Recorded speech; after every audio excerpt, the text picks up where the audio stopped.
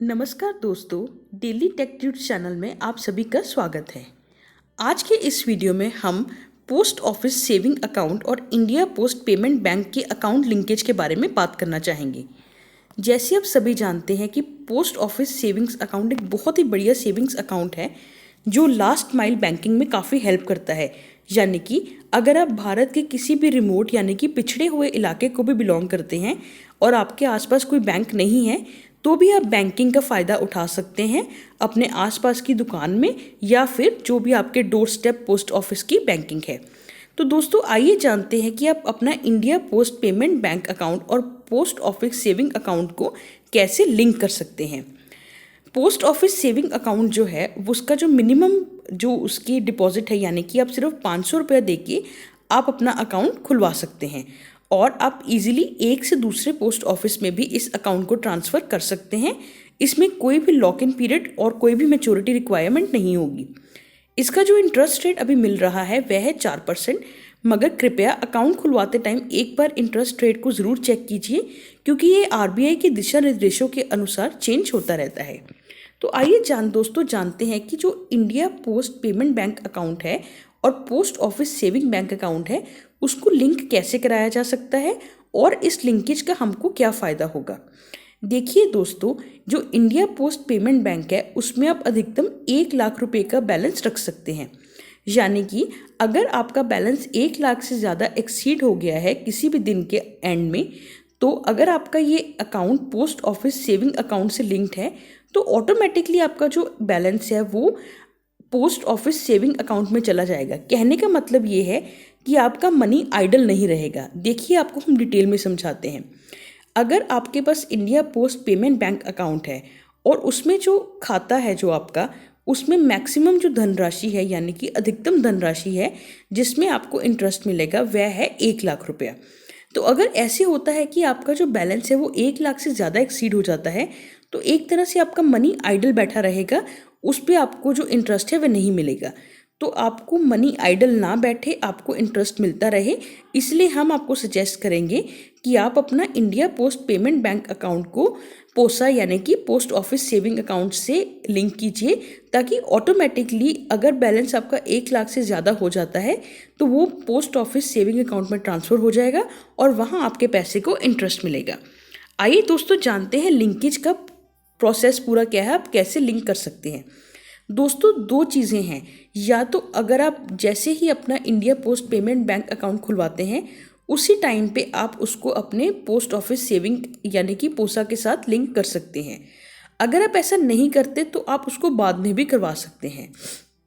ये आप कहीं भी कर सकते हैं, या जो पोस्ट ऑफिस की डोर स्टेप सर्विस मिलती है यानी कि जो ग्रामीण डाक सेवक आते हैं उनके थ्रू करा सकते हैं, या किसी भी आईपीपी एक्सेस पॉइंट से करा सकते हैं। यानी कि जो भी आपके घर के आसपास कोई दुकान है, कोई ऐसा कियोस्क है जहाँ पे इंडिया पोस्ट पेमेंट बैंक की सर्विसेज है, वहाँ पे आपको लिंकेज हो जाएगी।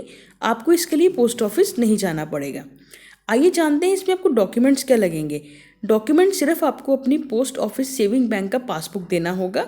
अगर आप डोर स्टेप सर्विस प्रेफर कर रहे हैं यानी कि ग्रामीण डाक सेवक अगर आपके घर के बाहर आ रहे हैं तो आपको उनको देना होगा, और अगर आप किसी एक्सेस पॉइंट पे करा रहे हैं और जो भी वहाँ पे काउंटर पे स्टाफ बैठा हुआ है आपको उनको अपनी पासबुक दिखानी होगी। इसके बाद जो भी आपका रजिस्टर्ड मोबाइल नंबर है पोस्ट ऑफिस अकाउंट में, वहाँ पे आपको एक एसएमएस आ जाएगा कि आपकी लिंकेज सक्सेसफुल हो चुकी है। इसमें आपको एक महत्वपूर्ण बात हम बताना चाहेंगे कि ये डिजिटल अकाउंट के साथ सुविधा अवेलेबल नहीं है। यानी कि अगर आपका post office saving account digital है तो ये लिंकेज पॉसिबल नहीं है। आपको अगर लिंकेज करानी है तो आपको अपने पोस्ट ऑफिस सेविंग्स अकाउंट को डिजिटल सेविंग अकाउंट से सेविंग अकाउंट नॉर्मल में कन्वर्ट कराना होगा। दोस्तों आइए जानते हैं इस लिंकेज का आपको क्या फ़ायदा होगा। जैसे हमने बताया था जितने भी आपके एक्सेस फंड्स हैं वो पोस्ट ऑफिस सेविंग अकाउंट में चले जाएंगे और वहाँ पे उनको इंटरेस्ट मिलेगा। जो India post payment bank account है उसमें आप अधिकतम 1 लाख रुपया ही रख सकते हैं। इससे ज़्यादा जो पैसा होगा वो ऑटोमेटिकली आपके पोस्ट ऑफिस सेविंग अकाउंट में चला जाएगा अगर आपने दोनों को लिंक करवाया हुआ है। तो आप इसको कैसे मैनेज कर सकते हैं? देखिए, आप इसे मैनेज कर सकते हैं अपनी India post payment bank mobile app के द्वारा, जहाँ पे स्वीप इन और स्वीप आउट फैसिलिटी है, यानी कि फंड्स ट्रांसफ़र हो सकते हैं। आप अपने जो भी पैसा है और या कैश डिपॉजिट है या कैश विड्रॉल है, वो भी आप अपने India post payment savings account से विड्रॉ और या फिर डिपॉजिट कर सकते हैं। जैसे हमने आपको बताया है कि स्वीप इन और स्वीप आउट फैसिलिटी क्या है। स्वीप इन स्वीप आउट फैसिलिटी क्या है कि आप अपने फंड्स को एकदम अच्छी तरह से मैनेज कर सकते हैं। जैसे हमने पहले भी बताया है, अगर 1 लाख से ज़्यादा अमाउंट है तो वो ऑटोमेटिकली स्वीप आउट हो जाएगी आपके पोस्ट ऑफिस सेविंग अकाउंट में, और आपको आइडल नहीं बैठेगा आपका पैसा, आपको एकदम इंटरेस्ट मिलेगा। ये बहुत 2 तरीके से हो सकते हैं स्वीप फैसिलिटी, या तो आप ऑटोमेटिकली कर सकते हैं या फिर आप मैनुअली भी इसे कर सकते हैं। इसमें कोई भी लिमिट नहीं होगी या कोई भी मिनिमम इतना नहीं होगा कि आपको इतनी ही मिनिमम, लाइक आपको 500 या 1000 रुपये मिनिमम विड्रॉ कराना है। जी नहीं, ऐसा नहीं है, इसमें कोई भी मिनिमम लिमिट नहीं है। और आपको बता दें कि स्वीप इन और स्वीप आउट फैसिलिटी के कोई भी एक्स्ट्रा चार्जेस नहीं हैं। आप ये फैसिलिटीज़ अपने डोर स्टेप सर्विस यानी कि GDS यानी कि ग्रामीण डाक सेवक के थ्रू कर सकते हैं, या फिर एक्सेस पॉइंट, या फिर अपने आप अपनी मोबाइल ऐप से भी आप ऑपरेट कर सकते हैं। एक सिंगल साइन इन चाहिए होगा दोनों अकाउंट्स पे, यानी कि ऐसा नहीं है कि आपको India post payment bank account और पोसा के लिए अलग अलग साइन इन चाहिए होंगे, नहीं। एक में अगर आप साइन इन करते हैं तो ऑटोमेटिकली दूसरे में भी साइन इन हो जाते हैं। स्वीप सर्विसेज का कुछ टाइमिंग्स होते हैं, वो होते हैं सुबह 8 बजे से लेकर रात 8 बजे तक, और या फिर जब आपके फंड्स हैं, और ये सभी वर्किंग डेज पे अवेलेबल होगा।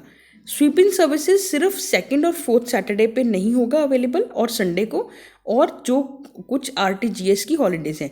इसके बारे में कृपया अपने डाक अधिकारी जो होते हैं यानी कि ग्रामीण डाक सेवक, उनसे आप संपर्क कर सकते हैं करने से पहले।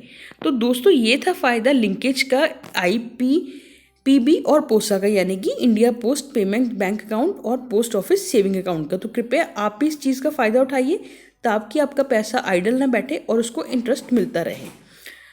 आशा करते हैं कि हमारा आज का वीडियो आपको पसंद आया होगा। कृपया हमारे वीडियो को लाइक और शेयर कीजिए और चैनल को सब्सक्राइब कीजिए। धन्यवाद।